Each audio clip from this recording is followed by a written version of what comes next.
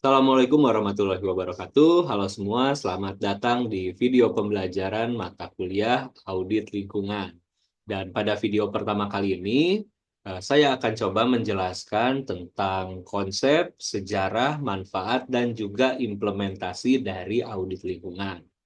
Oke, langsung saja. Pastinya kita akan mulai dulu dari definisi. Nah, yang pertama, audit lingkungan ini kan terdiri dari dua kata, yaitu audit dan juga lingkungan.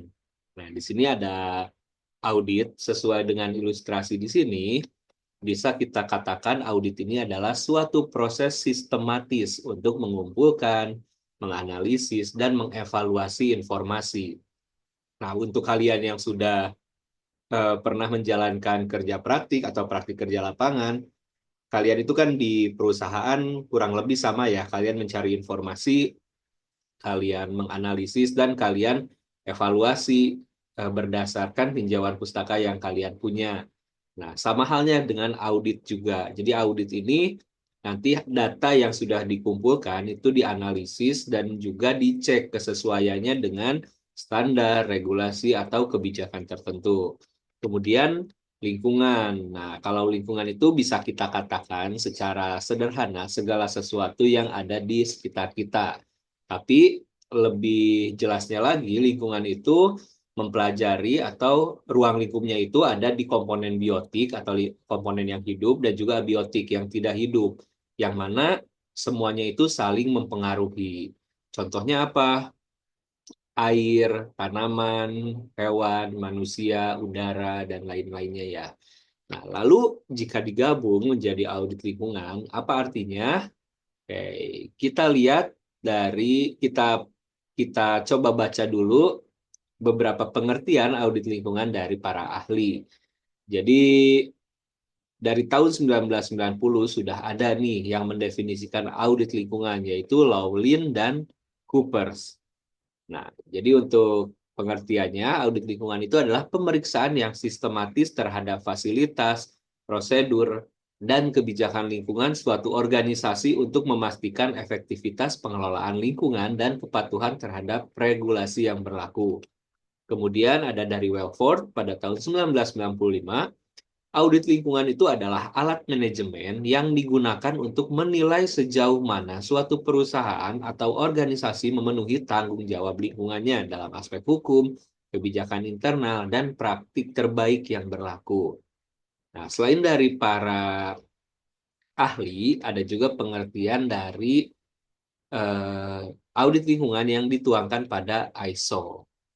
Oke, jadi menurut ISO 14010 tahun 96, audit lingkungan adalah proses pemeriksaan sistematis dan terdokumentasi untuk menilai apakah suatu organisasi mematuhi kebijakan, standar, dan regulasi lingkungan yang berlaku. Dan menurut Hadi Wijoyo, audit lingkungan ini adalah alat manajemen yang digunakan untuk mengevaluasi dampak suatu kegiatan terhadap lingkungan serta memastikan bahwa kegiatan tersebut sesuai dengan peraturan dan kebijakan lingkungan yang berlaku. Nah, pada halaman ini juga saya sudah memberikan ini ya tanda atau berupa penebalan pada kata-kata yang merupakan kata kunci dalam mempelajari audit lingkungan. Pemeriksaan, sistematis, regulasi, manajemen, tanggung jawab, kemudian terdokumentasi, standar, evaluasi, dan kebijakannya. Jadi kalau kalian udah ingat kata kuncinya, nanti kalian akan lebih mudah untuk mendefinisikan audit lingkungan menurut eh, kalian sendiri. Nah, untuk pengertian yang ya setelah ini ya, setelah ada pengertian-pengertian dari para ahli dan juga tadi kita cek arti dari audit dan lingkungan, bisa kita katakan bahwa audit lingkungan itu adalah proses sistematis untuk mengevaluasi kepatuhan suatu organisasi terhadap peraturan lingkungan, standar, dan kebijakan yang berlaku. Audit ini tujuannya apa? Untuk mengidentifikasi potensi risiko lingkungan, menilai dampak kegiatan operasional terhadap lingkungan, serta memberikan rekomendasi perbaikan untuk meningkatkan kinerja lingkungan. Nah, jadi kalau proses audit itu harus selalu sistematis atau terstruktur. Jadi udah ada alurnya, ada diagram alirnya, sudah jelas apa yang diperiksanya, sehingga bukan asal checklist atau asal periksa saja. Nah, kemudian kita bahas dulu terkait sejarah singkat audit lingkungan. Jadi audit lingkungan itu sebetulnya sudah ada di tahun 1970-an. Nah, ini sebetulnya tidak bisa dibilang tua juga ya. Jadi dibandingkan ilmu lain, audit lingkungan ini masih terbilang baru dan baru muncul juga setelah Perang Dunia atau setelah revolusi industri ya. Nah, mengapa baru muncul? Nanti kita akan coba bahas. Jadi awalnya tahun 70-an itu masih berupa konsep. Kemudian konsep ini dibuat lebih formal di tahun 1980-an dan pada tahun 1990-an itu dibuat standarisasinya dan di tahun 2000-an itu sudah menjadi suatu kewajiban, sudah mulai banyak regulasinya. Kita lihat dulu di tahun 1970-an, jadi mulai muncul audit lingkungan itu sebetulnya ya dari kesadaran akan meningkatnya pencemaran di lingkungan, baik itu pencemaran air, pencemaran udara. Kan di era itu mulai muncul banyak industri baru nih, sungainya terpengaruh, udaranya terpengaruh, kesehatan mereka pun mulai berpengaruh. Jadi mereka mulai berpikir, oh sepertinya apa yang dihasilkan itu pencemaran yang dihasilkan ini akan berpengaruh pada kesehatan mereka. Nah, akhirnya mulailah ada penerapan regulasi, tapi masih berupa audit internal. Jadi mungkin baru sifatnya itu volunteer atau relawan dari setiap perusahaan.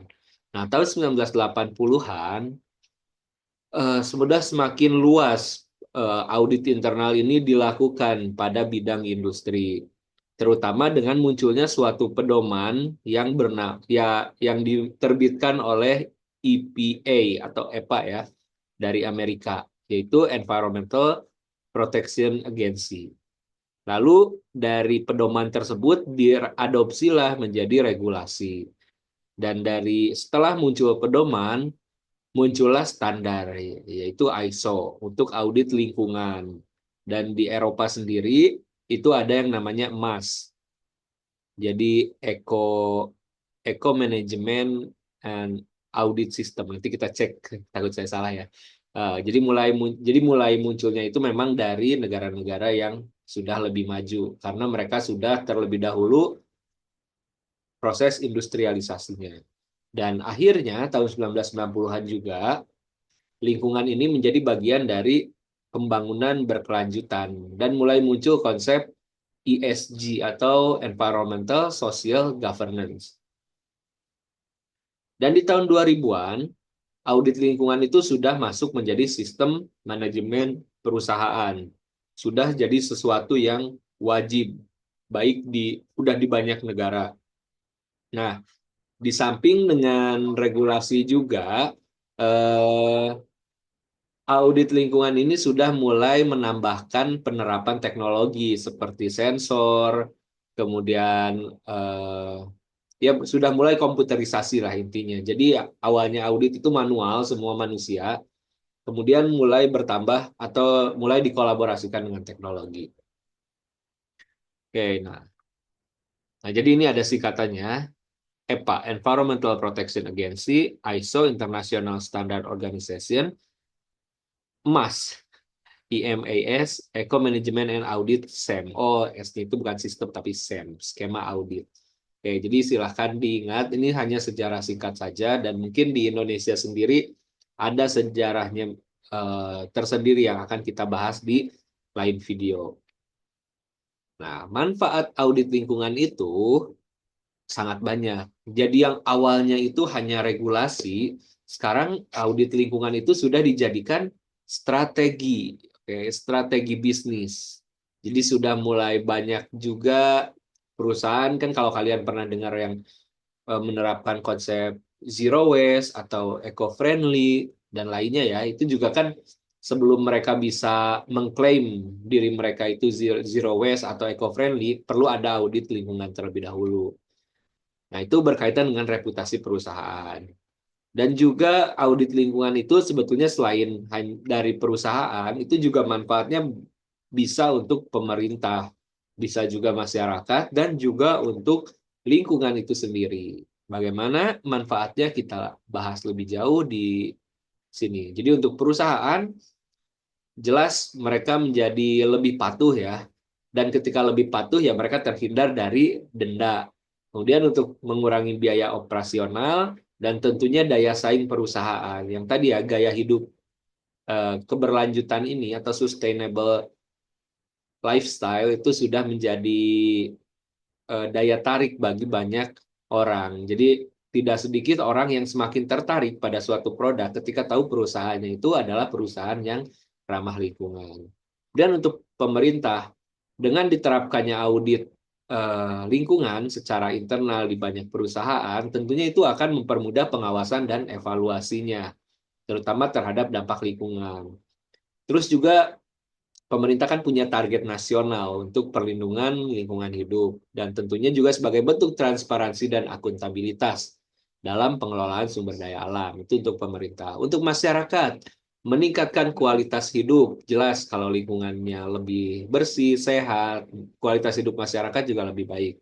Memberikan jaminan bahwa perusahaan di sekitar beroperasi secara tanggung jawab. Jadi hasil audit itu seharusnya transparan. Jadi masyarakat umum itu bisa lihat.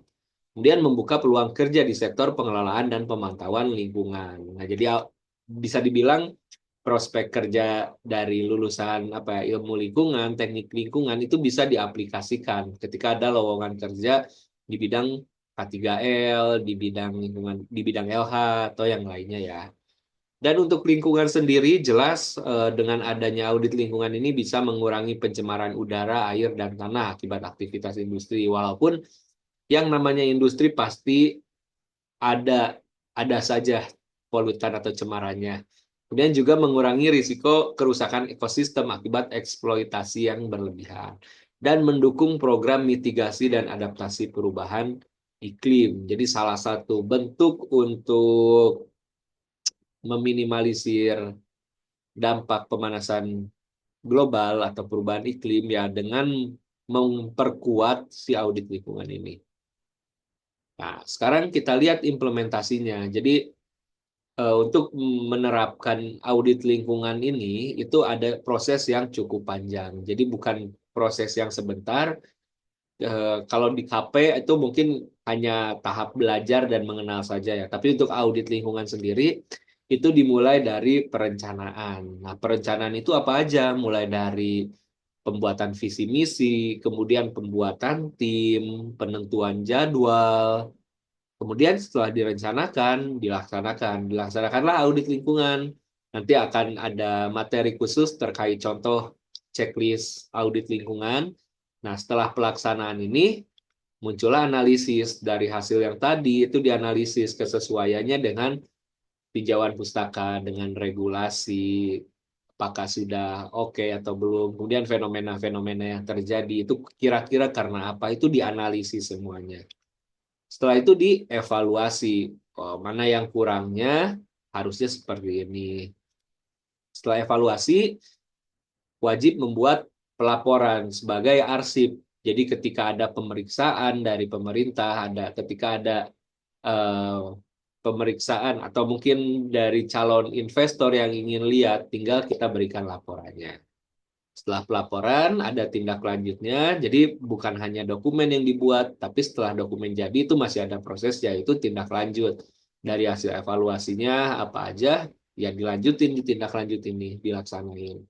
Dan kemudian ada pemantauan. Nah, nanti setelah pemantauan, terlihat lebih baik atau lebih buruk, sudah ada kesimpulan, buat rencana yang baru, ulang lagi. Jadi itu kurang lebih bagaimana mengimplementasikan audit lingkungan di satu organisasi atau instansi. Nah, jadi itu saja untuk video ini, tidak terlalu panjang, dan kesimpulannya adalah audit lingkungan merupakan proses yang sangat penting dalam pengelolaan lingkungan yang berkelanjutan. Tujuan utama dari audit lingkungan adalah untuk memastikan kepatuhan terhadap peraturan lingkungan yang berlaku. Kemudian manfaat audit lingkungan itu bukan hanya untuk perusahaan, tapi juga untuk pemerintah, masyarakat, dan lingkungan.